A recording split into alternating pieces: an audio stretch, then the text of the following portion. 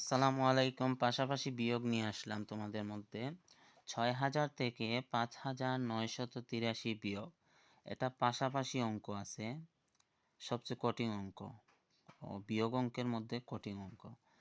তাহলে এখানে আছে ৬,০০০ থেকে ৫,৯৮৩। আমরা জানি পাশাপাশি বাচ্চারা বা বড়রাও বোঝা একটু কষ্টকর বা কঠিন লাগে।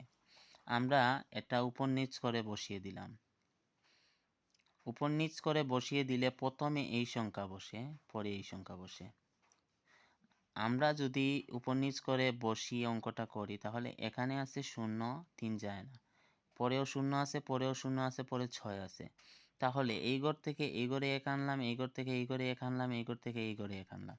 তাহলে এই ঘরে যে এই ঘর থেকে এই ঘরে ১ নিলাম, এই ঘরে আছে ৫, এই ঘর থেকে এই ঘরে ১ নিয়ে নিলাম, এই ঘরে আছে ৯, এই ঘর থেকে এই ঘরে এই ঘরে ১ নেওয়ায় এখানে হলো ১০, ১০ থেকে এখানে নিয়ে নিলাম ১, এখানে আছে ৯, এখানে বাকি রইল ১০।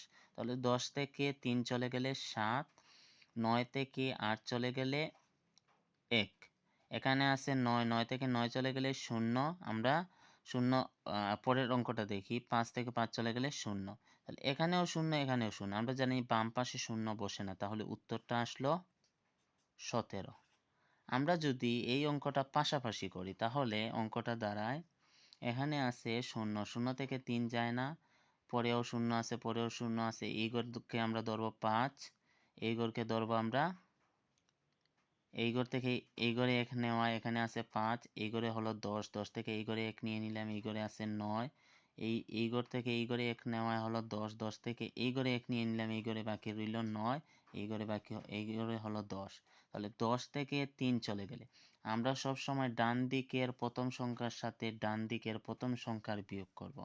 তাহলে ১০ থেকে ৩ চলে গেলে আমরা জানি ৭, এখানে আছে ৯, ৯ থেকে ৮ চলে গেলে ১, এখানে আছে ৯, ৯ থেকে ৯ চলে গেলে ০, ৫ থেকে ৫ চলে গেলে ০। আমরা জানি বাম পাশে ০ বসে না, তাহলে উত্তরটা আসলো ১৭।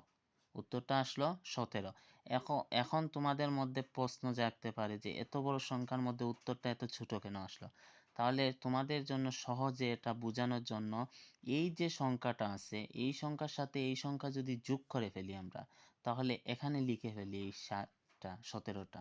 যোগ করে ফেললে এই সংখ্যাটা যদি আইসা পড়ে তাহলে বুঝবো যে আমাদের অঙ্কটা যে ১৭ বের হইছে, তাহলে এটা ঠিক। তাহলে ৭, ৩, ১০, ১০-এর ০ হাতে আছে ১, ৮ আর ১ ৯ হাতের ১, ১০, ১০-এর ০ হাতে আছে ১, ৮ আর ৯ আর হাতের ১, ১০, ১০-এর ০ হাতে আছে ১, ৫ আর ১ ৬। তাহলে উত্তরটা মিলিয়ে গেল। আসসালামু আলাইকুম।